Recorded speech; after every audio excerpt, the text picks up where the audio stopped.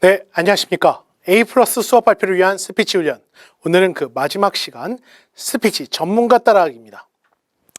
분명히 여러분들은 여러분만의 브랜드로서 스피치를 만들어 가실 필요가 있습니다. 하지만 처음부터 내 브랜드를 만들기엔 내가 갖고 있는 경험도, 태도도, 연습도 맞이 되어 있지 않은 상황이죠. 그렇기 때문에 오늘은 스피치 전문가들이 어떤 식으로 하는가 그 초점을 갖고 연습 방법 혹은 따라할 수 있는 방법을 알아보도록 하겠습니다. 자, 제가 선호하는 8명의 굿 스피처들입니다. 국내 사람도 있고요. 해외에 계신 분들도 계시죠. 제가 선호한다고 했지만 무조건적으로 이 사람의 모든 스피치가 따라할 만한 내용이다라는 게 아니라 저 같은 경우에는 각각의 선호하는 측면과 그렇지 못한 차이점을 분석을 해서 좋은 점만을 접근하려고 하고 있습니다. 자, 여기 위에 보시면 이제 전직 대통령을 제외하고는 이 세 분은 아마 재밌게 아시는 분은 아실 테지만 뭐 오프라 쇼라든가 코난 쇼라든가 엘렌 쇼라든가 자기만의 토크쇼를 운영하고 정말 장기적인 측면에서 대부분의 엄청난 스타들, 이 스타들이라는 건 단순히 연예계 스타들을 의미하는 건 아닙니다. 정치부터 사회, 일반 개인까지 그때 이슈가 되는 모든 사람과 함께 얘기하는 게 익숙한 사람들입니다. 반면에 밑에 계신 우리나라의 굿 스피커들은 어떤 케이스가 많냐면 약간 강연자 혹은 MC들이 많습니다. 이제 접근 방식이 좀 다를 수밖에 없겠죠. 각각에 대해서도 좀 차이가 있긴 해요. 뭐냐면 만약에 여러분이 이 케이스의 사람들을 봤을 때 이상적인 스피커로 생각할 수 있는 사람은 개별적인 경험에 따라 다를 거예요. 근데 몇몇 가지만 좀 제가 짚고 넘어가자면 예를 들어서 보시면 여기 이제 코난이나 아니면 여기 오프라 같은 경우에는 토크쇼를 진행함에 있어서 본인들의 경험이 정말 엄청납니다. 그러니까 내공이라는 것 자체가 정말 엄청나기 때문에 본인의 경험을 기반으로서 그걸 센스 있게 넘기는 방식이라든가 그걸 코믹하게 풀어가는 능력이 매우 크죠. 이건 우리 김지동 씨라든가 유재석 씨도 마찬가지일 겁니다. 반면에 여기 이제 오바마 전직 대통령 같은 경우에는 본인이 대통령으로서 갖고 있는 위엄을 스스로 깨면서 감정적인 측면을 보여줌으로써 본인의 스피치 능력을 극대화하는 요소를 많이 갖고 있습니다. 이건 아마 여러분이 유튜브를 통해서 한번 검색을 해보시면 찾을 수 있을 텐데요. 전에 미국에서 오바마 대통령이 재임 시절에 총기 사고가 난 적이 있었어요. 총기 사고가 난 적이 있어서 그 지역 사회 교회에 가서 본인이 스피치를 한 적이 있었는데 갑자기 예정되지 않은 상황에서 그냥 노래를 불러버렸습니다. 그러니까 스피치를 하다가 그 Amazing Grace라는 노래는 그냥 찬송가 같은 건데 그 지역 사회는 이제 약간 기독교를 배경으로 하는 지역 사회다 보니까 그 노래를 부르는 순간 그냥 갑자기 사람들이 다 같이 일어나서 그 노래를 따라 부르기 시작하는데 그게 100마디의 말보다 사람들의 감정을 움직이는 좋은 스피처로서 사람들의 기억에 남아 있습니다. 다른 측면도 있어요. 뭐냐면 미국 대통령이 얼마나 위험 있는 자리입니까? 실제로 엄청난 정재계 인사들이 모인 자리에서 코미디언을 불러서 자기의 뭔가 흥분하는 모습을 일부러 연출하는 모습도 보인 스피치도 있습니다. 그러니까 과거에 갖고 있는 어떠한 그 딱딱한 이미지를 탈피하면서 당신의 이미지를 새롭게 만들어가는 형태의 스피치를 선호하는 사람인 거죠. 이 하단부에 있는 케이스 같은 경우에는 제가 기존에 했던 컨텐츠 중에 PT 스킬, 그러니까 PT 스킬업에서 다루었던 분들입니다. 각각의 특성이 있고 그 특성에서 여러 가지 우리가 배울 점들이 있죠. 우리가 이걸 지금 다 할 수는 없겠지만 고려해야 될 건 뭐겠습니까? 이 8명이 공통으로 갖고 있는 게 무엇인가? 이걸 한번 지금부터 뽑아보도록 하겠습니다. 이건 바로 이 두 가지인데요. 각 8명이 분야에 대한 전문가라는 거예요. 자기의 분야에 대한 전문가라는 게 하나인 거고 그 전문가로서 다양한 경험에 대한 이해가 된다는 겁니다. 어떻게 보면 일반적인 사람들이 가장 힘든 부분이 바로 이 두 가지라고 생각을 해요. 특히 여러분이 수업 발표로서 이걸 접근했을 때 어떻습니까? 여러분 분야의 전공 분야의 전문가이십니까? 전문가는 대부분 여러분을 평가하는 교수겠죠. 그리고 여러분은 상대적으로 전문성이 떨어지다 보니까 그런 측면에서 긴장도 되고 불안하기도 하고 평가당한다는 이 불안감에 더 잘할 수 있음에도 불구하고 실수도 하는 경우도 꽤 많을 겁니다. 또 다른 측면에서 한번 보겠습니다. 그럼 발표 이전에 그럼 사람과의 토론이라든가 의견 주고받으면서도 어떻게 하면 타인의 의견을 잘 이해할 수 있고 우리가 같이 중재를 할 수 있고 토론할 수 있겠습니까? 그 사람의 입장을 이해할 수 있어야겠죠. 근데 이해할 만큼의 경험을 갖고 계십니까, 여러분? 제가 이런 의사소통이라든가 스피치라든가 이런 강의를 진행할 때 혹은 이런 강의를 진행하면서 사람들을 만날 때 제가 되게 조심하는 단어가 있습니다. 저는 타인을 이해한다라는 말을 그렇게 좋아하지 않아요. 왜냐하면 이해를 못하니까요. 비슷한 경험을 했고 유추해 볼 수는 있을 거예요. 하지만 나는 그 사람이 아닙니다. 어떻게 살아왔는지, 어떤 경험을 했는지, 어떤 생각을 했는지 모르는 상황에서 함부로 누군가를 이해한다. 쉽지 않죠. 하지만 이해하기 위해서 우리는 노력할 수는 있을 겁니다. 어떻게? 다양한 경험을 통해서요.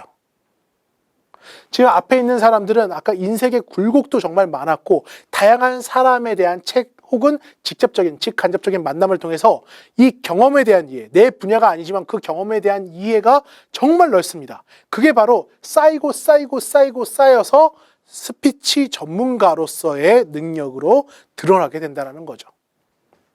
그러니까 여러분이 이 측면에서 그럼 여러분이 지금 할 수 있는 다양한 경험은 무엇이며 이걸 어떻게 시도해 봐야겠다. 그걸 꼭 생각해 주실 필요가 있다는 겁니다. 분명히 우리가 지금 코로나 시점에서 집안에만 있으면서 직접적인 경험을 하기가 쉽지만은 않을 겁니다. 하지만 그럼에도 앞으로 남은 여러분의 인생에서 계속해서 업그레이드되는 이 경험적인 측면을 절대로 포기하지 말아야 우리가 어떻게? 스피치 전문가로서 한 단계 한 단계 더 발전해 나갈 수 있다는 겁니다. 이러한 경험은 쌓이면 쌓일수록 더 좋습니다. 그리고 이러한 경험을 적용하지 못하면 어떻게 되겠습니까?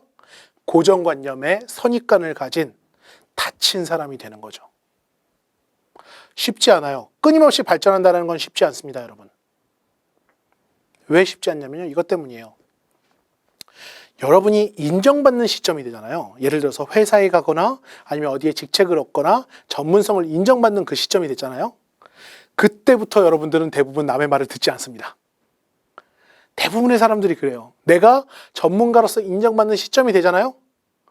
그리고 그게 어느 정도 안착이 되잖아요. 그럼 거기서 발전을 한다는 게 아니라 그때까지 해온 그거 갖고 나머지 인생을 살아가려고 하는 경향이 많습니다. 방송에서도 많이 나오잖아요. 요새 하지 말아야 될 말. 라떼는.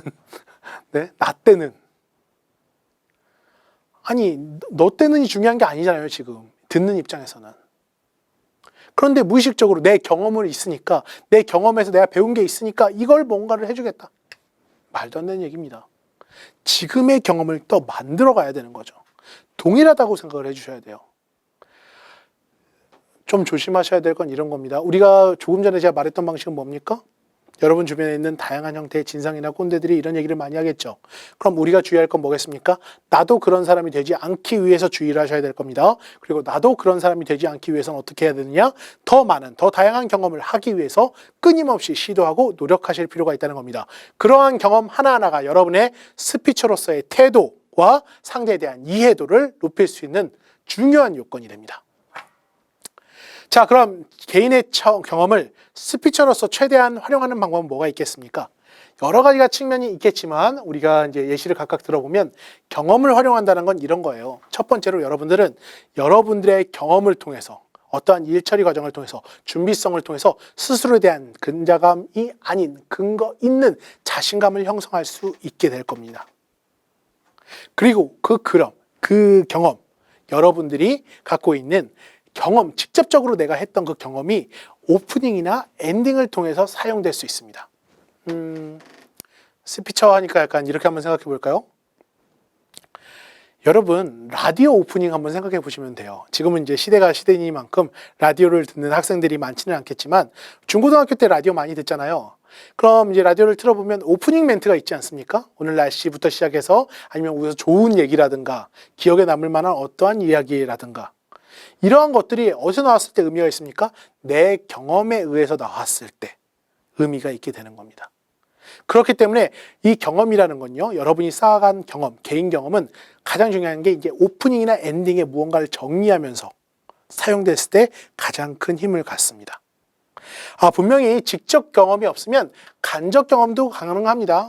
대부분이 간접 경험으로 우리가 얘기를 하죠. 친구가 무슨 얘기를 했는데, 무슨 책에서 봤는데, 어디서 들었는데, 무슨 영화를 봤는데, 교회에서 목사님이 얘기하실 때도 제가 이번 주에 무슨 영화를 봤는데 하면서 거기서 무언가 내 의견을 도출하지 않습니까? 이런 것과 비슷하다라고 생각을 해주시면 돼요. 여러분이 발표를 할 때도 마찬가지예요. 특히 수업 발표를 할 때 그냥 제가 한 가지 예시를 들어드릴게요. 대부분 우리 수업 발표하면 어떻게 합니까? 네, 무슨 주제를 맡은 몇 조의 누구입니다. 무슨 내용에 대해서 발표하겠습니다 하고 발표된 걸 그냥 쭉 읽어가는 스타일이죠, 대부분. 제가 오프닝을 잡으라는 건 뭐냐면 이 발표의 의미를 처음에 경험을 통해서 살리라는 거예요. 예를 들어서 내가 유아교육가여서 아이들의 신체 발달 놀이에 대해서 설명을 하는 그 과정이 지금 콘텐츠로서 혹은 수업 발표로서 진행을 해야 된다라고 쳤을 때 처음 시작은 어떻게 하셔야겠어요? 제목만 하고 이거 발표하겠습니까? 하고 읽겠습니까? 아니죠. 왜 유아한테 신체 발달 놀이가 중요한지 혹은 이 측면의 접근 방식이 왜 필요한지 지금 우리나라에서 뭐가 문제인지를 공감을 통해서 길게 하라는 얘기는 아니에요. 공감을 통해서 내 경험을 통해서 오프닝으로서 접근을 하고 그랬을 때 사람들이 들을 이유가 만들어진다는 겁니다. 여러분. 기억해 주세요. 스피처는 내가 하고 싶은 말을 그냥 하는 사람이 아니에요. 스피처는 내 개인의 경험을 통해서 사람들에게 들을 이유를 주는 사람들입니다. 여러분이 난 이런 말을 할 거야. 왜 이 말을 들어야 되는지 기억하세요. 내 경험을 통해서 말씀드립니다. 이렇게 접근을 하셔야 된다는 거죠. 그게 수업이 됐던 강연이 됐던 토론이 됐던 중재가 됐던 설명이 됐던 뭐든 간에요. 기억을 해주시기 바랍니다. 그리고 그 내용은 내 개인에 대한 내용은 그냥 단순히 저는 이런 활동을 했어요 라는 측면에서 끝나는 게 아니라 공감과 이상적인 측면을 같이 갖고 가실 필요가 있다는 겁니다. 누구에 대한 공감? 청자가 공감할 수 있는 것. 청자가 목표로 하는 이상. 이런 것들이 스피치의 이유가 되는 거죠. 마지막으로 이 공감과 이상은 결국 예시로서 드러나게 되고 이 예시로서 드러나는 게 너와 나의 연결고리가 되는 것입니다. 생각해 보세요. 제가 어떤 스피처로서 이렇게 얘기를 했을 때, 강의로서 얘기를 했을 때 여러분이 그 필요성을 같이 느껴야 이 수업을 들을 의미가 있겠죠? 그리고 제가 어떤 사례를 들었을 때 여러분이 공감하거나 혹은 여러분이 이상적으로 목표로 하는 게 일치가 돼야 우리가 연결이 되면서 그 연결고리가 만들어지면서 개인의 경험이 즉각적으로, 직접적으로 혹은 간접적으로 활용이 될 수 있다는 겁니다. 결국 제가 하고 싶은 말은 전문가로서 우리가 스피처 전문가로서 필요한 건 뭐겠습니까? 개인의 경험을 많이 하는 것, 그 다음에 그 경험을 적재적소에서 활용하는 것. 이게 바로 좋은 스피처로서의 자질이라고 할 수 있다는 겁니다. 자, 세 번째는 바로 그럼 지금 우리가 해야 될 방법이라든가 이 방향성에 대해서 배웠다면 그럼 연습은 계속 연습하라고 말은 하는데 어떻게 연습하는 게 좋은 방식인가? 이 측면에 대해서 한번 얘기를 해보려고 해요. 자, 연습은요. 특히 스피커로서의 연습은 절대로 혼자 하시면 안 됩니다. 왜냐하면 여러분은 이미 눈에 뭐가 쓰여져 있어요. 콩깍지가. 그 콩깍지가 쓰여져 있다는 게 뭐냐면 여러분이 쓴 내용을 보잖아요. 여러분이 발표한 내용을 듣잖아요. 이해가 너무 잘 가. 왜냐? 내가 어떤 생각으로 내가 어떤 구조를 했는지 나는 이미 그걸 다 알고 있으니까요. 근데 문제는 뭡니까? 그걸 모르는 사람이 봤을 때 먹혀 들어가야 된다는 거죠. 그렇기 때문에 여러분 피드백이 중요해요. 누구라도 상관은 없어요. 누구라도 상관없습니다. 가장 피드백을 받기 싫은 사람한테 받는 게 좋겠죠. 뭐 부끄러움을 받을 수 있는 부모님이라든가 교수님한테 피드백을 요청을 드리는 것도 나쁘지 않아요. 저 같은 경우에 이제 수업 발표에 대해서 어떤 학생들이 저 이런 발표를 하려는데 비디오 피드백을 좀 해주십시오라고 하면 늘 오케이를 해주거든요. 그러니까 그 피드백, 누구라도 필요한 피드백이 필요하다는 것. 그 다음에 연습을 할 때는 보통 최소한 발표 1주 전에 시작이 돼야 됩니다. 연습. 스피처로서의 연습입니다. 이걸 스피치 연습을 한다는 건요. 1주 전에는 시작이 돼야 돼요. 하루에 그리고 풀 사이즈로 2번 이상씩 연습이 돼야 되고요. 근데 이게 뭐냐면요. 이게 문제예요. 1주 전에 발표 연습, 스피치 연습이 시작된다는 건 모든 요소, 그러니까 발표할 모든 내용이 일주일 전에 완성이 돼 있어야 된다는 거예요. 여기서 문제가 생기죠. 왜냐? 여러분들의 수업 발표에 자료 완성은 언제 됩니까? 수업 전날 되죠. 그러니까 문제라는 겁니다. 여러분, 이게 당연히 떨릴 수밖에 없어요. 제대로 된 스피치를 하기 위해서는 최소한 일주일 정도의 연습 시간이 필요한데 하루 전에 자료가 완성이 되면 어떻게 연습을 하겠습니까? 현실에서. 그것 때문에 이 측면이 현실에서 가장 큰 문제점이 되는 거죠. 근데 여러분, 이건 우리가 좀 반성해야 될 측면 아니겠습니까? 어떤 수업 과제나 수업 발표할 때 여러분이 날짜 정하잖아요. 그리고 충분히 그 여건 준비 기간이 제가 봤을 때 최소 3주 이상은 됩니다. 그런데 여기 말하는 발표 일주일 전 뭐 합니까? 발표 일주일 전에 여러분들이 모이죠. 그때 모이는 게 문제인 거예요. 그때 완성이 돼야 스피치 연습이 가능한데 말씀입니다. 그러니까 이런 것들을 주의해서 좀 빨리 진행을 해서 스피치 연습엔 이 정도의 기간이 필요하다는 것 꼭 기억해 주시기 바랍니다. 그리고 마지막은 실제 동일한 장소에서 진행하는 거예요.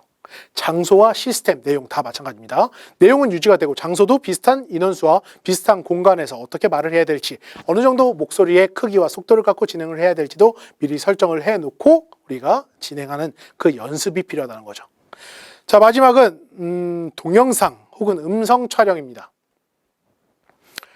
여러분이 여러분의 발표 내용을 음성으로 촬영해 보시면요, 내 목소리가 이렇게 이상했나? 라는 걸 알게 돼요. 그리고 동영상으로 촬영해 보시면 내가 저렇게 생겼나라는 걸 새삼 알게 됩니다. 그러니까 뭐 예를 들어서 이제 고개 같은 경우에도요, 저도 이제 비디오 피드백을 해주는 사람이 있으면 그 앞에서 이제 고개를 내려라 이 얘기를 해줘요. 뭐냐면 고개를 이렇게 들었을 때랑 떨어뜨렸을 때랑 인상이 다르니까요. 그리고 앞에 사람이 있을 때도 다릅니다. 뭐냐면 카메라를 보고 해야 되는데 앞에 사람이 있으면 자꾸 사람을 따라가거든요. 저도 모르게. 그런 측면에서 만약에 제 콘텐츠에서 눈이 좀 이상하게 가고 있다면 누군가 앞에 있는 겁니다, 여러분. 이런 거랑 비슷한 거죠. 그러니까 동영상 촬영을 해봐야, 그리고 거기에 대해서 내가 어떻게 보이는지에 대한 객관적인 측면에서 연습을 해봐야 그걸 개선할 수 있게 되겠죠. 그걸 더 의식할 수 있게 될 겁니다. 그런 측면에서 동영상 촬영이 꼭 필요하다는 것 기억해 주시기 바라고, 이 5가지를 기반으로 여러분이 연습을 하신다라고 생각을 해주시면 되겠습니다. 자, 4번째는 모든 요소를 기획하고 연습한다는 겁니다. 자, 이게 어떤 의미냐면요, 여러분. 일반적으로 고려하지 않을 만한 내용도 기획을 하고 연습이 돼야 된다는 거예요. 자, 이건 제가 정한 건 뭡니까? 청중과 동성과 질문입니다.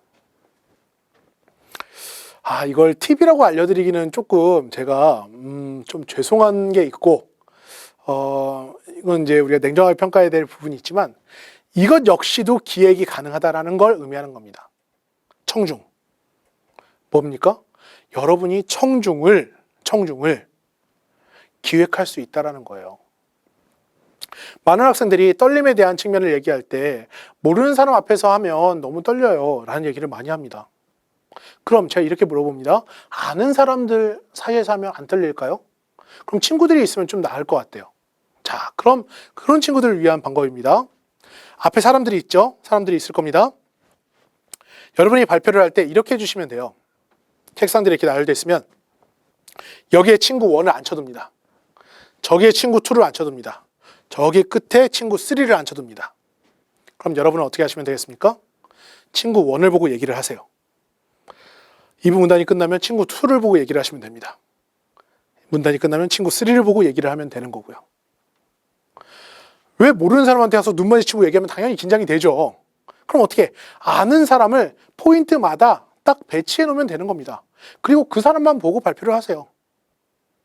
청중을 기획한다는 게 청중 모두를 기획하는 경우도 있습니다.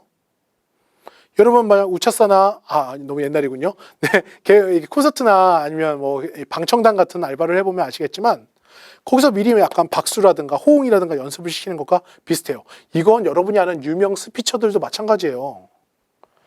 여러분이 생전 처음 가는 어떤 데 가서 하면서 이렇게 다 호응을 크게 할 것 같습니까? 아니요. 그거 다 미리 시키는 겁니다. 어느 정도 청중이 기획되어 있는 측면이 없지 않아 있다는 거죠. 여러분한테 그 정도를 원하는 건 아니지만 상대적인 측면에서 내가 불안감이나 떨림이 많다면 아는 사람을 얼만큼 많이 배치하는가에 따라서 그 떨림을 상대적으로 하나 축소할 수 있다는 걸 기억을 해주시기 바랍니다. 두 번째는 동선입니다. 예전과 다르게 우리가 딱딱하게 수업에 이제 그대로 고정이 되어 있으면서 그냥 읽는 형태의 스피치는 없습니다. 그럼 이렇게 계속 움직이게 되겠죠. 이 화면 내에서 혹은 화자나 청자들이 있다면 그 왔다 갔다를 하면서 발표를 하기도 합니다. 한번 생각해 보세요. 움직임이 왜 중요하냐면요. 이런 거예요. 만약 이제 약간 공연장 같은 데서 강의를 한다고 했을 때요. 가까이 가서 하는 건 질문이나 이런 측면에서 집중이 됩니다. 그리고 제가 이 앞에 있는 누군가에게서 질문을 했을 때는 이 사람도 긴장을 하겠지만 그 옆에 있는 사람들도 같이 긴장을 하게 됩니다.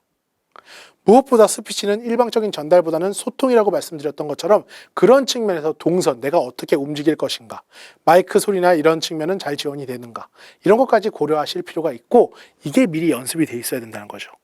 대부분의 사람들은 어떻게 그냥 고정된 상황에서 내 대본을 읽는다를 스피치라고 생각한다면 현대의 스피치는 여러분이 움직이고 소통하는 그 동선까지도 같이 고려를 하셔야 된다는 겁니다. 세 번째는 여러분의 전문성을 만들 수 있는 방식 중에 하나입니다. 그건 바로 질문인데요. 예상치 못한 질문이 나오면 여러분 좀 당황스러우시겠죠. 자, 기획을 한다라는 건 이게 정말 팁입니다. 예, 객관적인 측면의 팁으로 보는 거니까 적용하시는 건 여러분의 자유라고 할 수 있겠습니다. 여러분이 할 내용에 대해서 질문과 그 질문에 대한 응대를 할 수 있으면 당신의 스피처로서의 신뢰도와 전문성을 증명할 수 있습니다. 그럼 어떻게 하는 게 좋겠습니까? 아까 친구들이 어디 앉아 있는지 기억나시나요? 여기 친구 1이 있었고 저기에 친구 2가 있었고 저기에 친구 3가 있었죠. 자, 수업 발표를 하실 때 이걸 한번 적용해 보시기 바랍니다. 자, 이상으로 이 주제에 대한 강의를 발표를 마무리하도록 하겠습니다. 혹시나 질문 있으신가요? 네, 이때 바로 친구 1이 저한테 질문을 합니다. 어떤 질문일까요? 내가 미리 준 질문이겠죠. 그 다음에 친구 2가 질문을 합니다. 네. 어떤 질문인가요? 내가 미리 예정해 놓은 질문이겠죠. 자, 갑자기 친구 3까지 질문을 했는데 갑자기 모르던 한 명이 질문을 했습니다. 그럼 어떻게 하는 게 좋겠습니까? 네, 시간 관계상 그건 제가 다음에 메일로서 답을 드리도록 하겠습니다. 하고 발표를 마무리하면 되는 겁니다. 약간 사기 같죠? 자, 기획을 한다라는 게 모든 측면에서 이렇게 하시라는 건 아니고, 자, 이런 진행을 했을 때 여러분이 어떻게 보이겠는가를 한번 생각해 보시면 돼요. 본인이 어떠한 내용에 대해 스피처로서 잘 말을 하고 여기 있는 청자들의 질문에도 완벽하게 대답을 한 스피처로서 인식이 될 겁니다. 그러니까 우리가 사전에 알고 있는 질문에 대한 응대가 잘 되어 있으면 그 사람에 대한 신뢰도가 올라가는 것처럼 여러분 역시도 수업 발표에서 중요한 요소, 당신의 준비성을 증명할 수 있는 중요한 요소가 바로 소통, 질문을 통한 소통이라는 걸 기억을 해주시고 이 측면까지도 기획이 가능하다라는 걸 기억을 해주시기 바랍니다. 억지로 무언가를 만들어서 교수나 누군가를 속이라는 얘기가 아니라 실제 이 발표 자체의 완성도를 위해서 이런 측면까지도 고려할 필요가 있다는 겁니다. 분명히 여러분이 자연스럽게 질문에 대한 응대라든가 완벽한 준비가 되어 있다면 그냥 진행하시는 것도 무방합니다. 자, 다음은 바로 감정 조절하기입니다. 이 측면은 하나의 영상을 보고 와서 이야기를 하도록 하겠습니다. Ladies and gentlemen of the Starr County Republican Party Executive Committee, good evening. And thank you not only for your attendance, but for allowing me the opportunity to speak. My name is Phil Davison, and I am seeking our party's nomination for the position of Starr County Treasurer. In terms of education, I have a bachelor's degree in sociology, a bachelor's degree in history, a master's degree in public administration, and a master's degree in communication. And I will not apologize for my tone tonight. I have been a Republican in times good, and I have been a Republican in times bad. 네, 보셨죠? 어떻습니까? 잘하는 것 같나요? 우선 대본이나 이런 측면은 충분히 숙지가 잘 된 걸로 여러분이 인식을 하실 겁니다. 하여간 우리가 앞에서 말했던 거 있잖아요. 동선이라든가 내용이라든가 말의 흥분이라든가 말의 속도라든가 강조라든가 이런 것들은 어떻습니까? 엉망이죠. 왜? 이유야 다양할 수 있습니다. 본인이 카리스마 넘치는 목소리 톤을 위해서 이렇게 연습한 걸 수도 있어요. 아니면 긴장을 해서 이렇게 말한 걸 수도 있습니다. 중요한 건 한 가지는 뭐냐면 이유가 뭐가 됐든 간에 이 측면의 사람은 지금 이 스피처는 흥분해 있고 여유가 없다라는 겁니다. 흥분하지 마십시오, 여러분. 여러분이 강한 강조를 전달할 필요는 있겠지만 의견에 대해서 강한 어떠한 모습을 전달하는 그 측면도 있으면 좋겠지만 전체 모든 과정이 그럴 필요는 없습니다. 우리는 지금 무언가 사람들을 선동하기 위해서 온 게 아니에요, 여러분. 여러분의 스피처의 목적에 따라서 중요한 포인트를 얘기를 할 때는 이렇게 강하게 무언가를 어필하면서 얘기할 필요도 있겠지만 그게 아니고서야 대부분 어떻게 사람들이 잘 듣고 있는지, 잘 이해하고 있는지에 대한 여유로운 준비, 여유로운 태도를 스피처로서 갖추어야 될 필요가 있습니다. 어떻게 보면 이건 여러분들의 경험의 싸움에 따라서 준비가 잘 돼 있음에 따라서 자연스럽게 나올 수 있습니다. 역으로 그것들이 돼 있지 않다면 급해질 수밖에 없겠죠. 왜냐? 여러분 준비가 안 됐으면 빨리 끝냈으면 좋겠잖아요. 준비가 되어 있으면 여기에 대해서 충분한 여유로운 응대가 가능하겠지만 준비가 되어 있지 않으면 내가 그만큼 훈련되어 있지 않으면 그만큼 완성도 높은 스피처로서 활동할 수가 없기 때문입니다. 자, 이런 측면에서 이제 감정 조절하기를 한번 우리가 살펴봤고요. 여유가 넘치기 위한 유일한 방법은 얼마나 많은 준비를 하는가, 얼마나 빨리 준비를 시작하는가라고 생각을 해주시면 되겠습니다.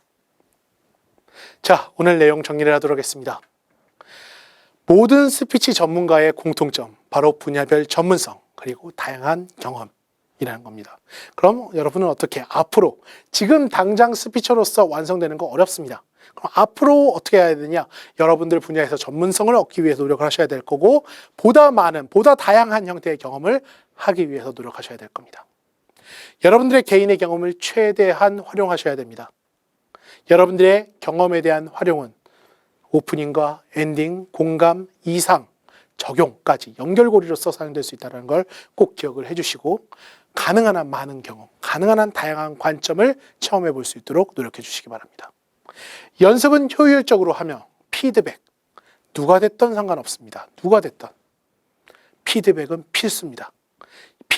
그리고 피드백은 필수다라는 건 피드백에서 끝나는 게 아니라 그 피드백이 다시 그 다음 연습에서 반영이 돼야겠죠. 하나 더 기억해 주세요. 스피치 연습은 언제? 일주일 전부터. 그럼 일주일 전에 모든 게 완성돼 있어야 그때부터 스피치 연습이 가능하다는 것 기억해 주시고, 네 번째, 생각 외에, 예상 외의 모든 것에 대한 사전 기획 및 준비가 가능하다는 것. 정중에 대한 준비, 질문에 대한 준비, 동선에 대한 준비, 모든 것들이 가능하다는 겁니다. 이 측면에서 제가 하나만 더 말씀을 드릴게요. 보통 제가 오프라인 강의를 할 때 저는 파일을 4가지 버전으로 준비를 해요. PPT 파일, 그것도 지금은 최신 PPT 파일을 하나 준비를 하고요. 두 번째로는 이전 PPT 파일 있잖아요. 한 2000년 초반, 그러니까 2010년 이전에 PPT 파일로 하나 저장을 해놓습니다. 그리고 PDF 파일로 저장을 해놓고 아예 없을 때 할 수 있는 방식으로 머릿속에 저장을 해놓습니다. 이게 어떤 의미냐면요. 실제 강연을 갔을 때 그 컴퓨터 성능이나 그 프로그램 명의, 그러니까 시점이 다 달라요. 어떤 데선 최신 파워포인트 프로그램이 있고 어디선 옛날 파워 프로그램이 있고 어디선 파워포인트 프로그램이 안 깔려 있고 어디선 프로젝트가 고장이 나고. 그럼 어떻게 하겠습니까? 저는 4가지 버전의 준비가 돼 있어야 각각의 상황에서 자연스럽게 스피처로서 강의를 진행할 수 있게 된다는 얘기입니다. 여러분이 준비하실 때 그럼 이게 미리 준비 안 돼 있으면 거기 갔는데 파일이 안 돼요. 안 열려요. 파워포인트 프로그램이 없어요. 갑자기 프로젝트가 고장나서 진행을 못 해요. 이렇게 하실 겁니까? 안 되는 거죠. 내가 어떤 모든 상황에 대한 기획과 준비, 이게 마지막 단계의 스피치 전문가로서 여러분이 준비하셔야 될 부분입니다. 흥분은 가라앉히고 언제나 여유는 넘치게. 이건 단순히 연습으로 될 부분보다는 얼마나 많은 경험과 준비를 하느냐에 따라 달라지겠지만 결국 핵심적인 측면에서 맨 마지막 단계는 바로 여러분들의 감정에 대한 표현뿐만 아니라 조절까지도 생각을 해주실 필요가 있다는 겁니다. 이건 꼭 저기만 국한된 게 아니에요, 여러분. 만약에 여기 청자가 있는데 그 청자가 제대로 열심히 듣지도 않고 당신한테 시비를 건다라고 했을 때 그럼 같이 싸우실 건가요? 아니죠. 어떤 순간이라도 어떤 말도 안 되는 얘기를 듣더라도 여러분은 흥분 다운, 여유 넘치게 상대를 높여주면서 응대를 해주실 필요가 있습니다. 자, 이렇게 저희가 4주차 끊고요. 이렇게 저희가 4개의 강의를 통해서 스피치 훈련에 대해서 알아봤습니다. 우리는 스피치가 왜 필요한지에 대해서 알아보고 어떤 식의 내용 구조나 멘트를 구성하는 방법에 대해서 알아보고 지식을 정리하는 방법에 대해서 알아보고 실제 훈련, 떨림을 극복하고 말의 속도를 조절하고 그 다음에 연습하는 방식과 고려해야 될 디자인까지도 생각해 봤습니다. 좀 도움이 되셨나요, 여러분? 늘 얘기하는 것이지만 우리의 이 과정은 지금 100%가 되기 위한 게 아니라 100%를 향해 달려가기 위해 1%씩 향상하는 그 과정에 대한 측면인 걸 기억해 주시기 바랍니다. 그리고 이 수업을 듣는 여러분이 수업 발표에서, 글쓰기에서, PT 발표에서 훨씬 더 나은 이 내용을 숙련하고 실행하면 할수록 더 나은 결과를 만들 수 있다는 것을 전달해 드리며 스피치 훈련 강의를 마무리하도록 하겠습니다. 네, 감사합니다.